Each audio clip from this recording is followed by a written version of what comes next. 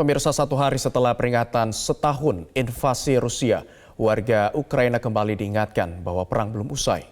Di tengah gempuran serangan udara Rusia ke Ukraina, perdamaian terus diupayakan. Rekan Iqbal Himawan dan Levi Wardana melaporkan langsung dari kota Kiev, Ukraina.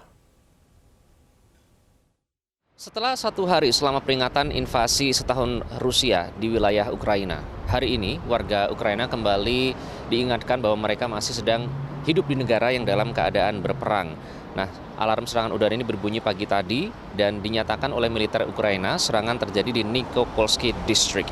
Terhitung sebanyak 9 kali ini persenjataan berat menggempur wilayah ini dan dampaknya hancurnya pembangkit listrik, kemudian ada juga sebanyak 30 rumah dan juga 3 sekolah yang hancur dalam serangan ini.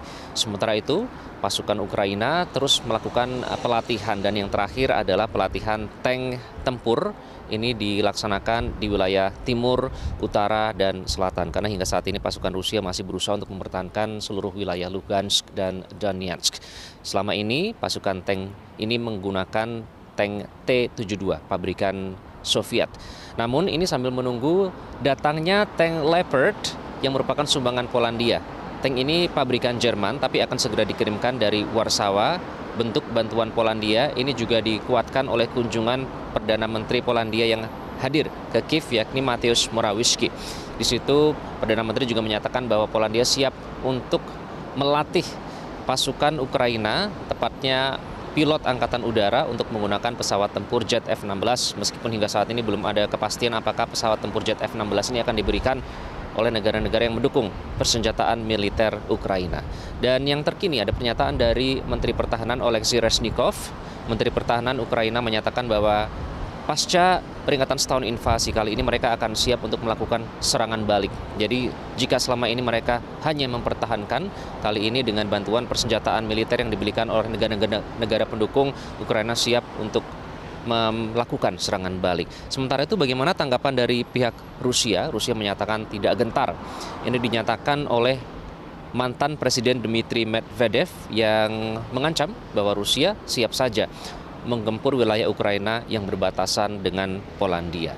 Dan sementara itu tanggapan dari pihak Amerika Serikat menyatakan bahwa akan menerapkan sanksi baru terhadap Rusia, di antaranya terhadap bank-bank milik Rusia, industri militer, dan juga akses ke komponen semikonduktor yang banyak digunakan untuk industri.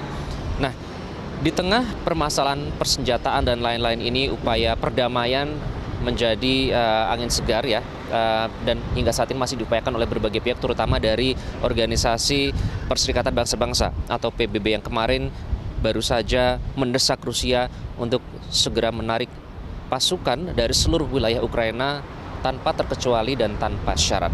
Nah, resolusi ini didukung oleh 141 negara, sementara 32 negara menyatakan abstain dan 7 menolak. Yang abstain ini termasuk negara India dan Tiongkok. Untuk khusus Tiongkok, ini cukup menarik karena menjadi perdebatan tersendiri selama ini pada saat kunjungan diplomat Tiongkok Wang Yi menemui Presiden Rusia Vladimir Putin. Keduanya menyatakan bahwa hubungan antara Tiongkok dan Rusia akan semakin solid, semakin kuat. Namun di sisi lain, perwakilan Tiongkok untuk PBB menyatakan bahwa negara Tiongkok akan mendukung upaya perdamaian antara Rusia dan Ukraina. Dan Tiongkok juga menyatakan atau mendesak seluruh negara untuk menghormati wilayah teritorial dan menghormati integritas wilayah negara masing-masing, termasuk dalam konflik Rusia dan Ukraina ini.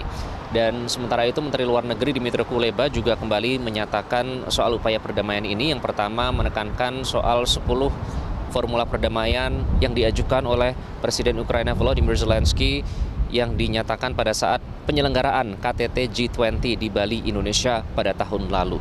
Dan Dmytro Kuleba juga menyatakan bahwa kini akan menjajaki upaya perdamaian yang diajukan oleh Tiongkok nanti dengan pasal-pasal dan persyaratan yang ada dalam formula tersebut, karena hingga sejauh ini tampaknya formula perdamaian yang diajukan Tiongkok ini ditanggapi oleh Amerika Serikat dengan nada skeptis. Dan diharapkan agar apapun caranya, apapun diplomasinya, perang ini akan dapat segera usai, karena hingga saat ini ratusan ribu warga Ukraina masih dalam keadaan mengungsi ke wilayah atau negara lain dan harus terpisah dari keluarganya. Dari Kiev, Ukraina, Iqbal Himawan, Levi Wardana, Metro TV.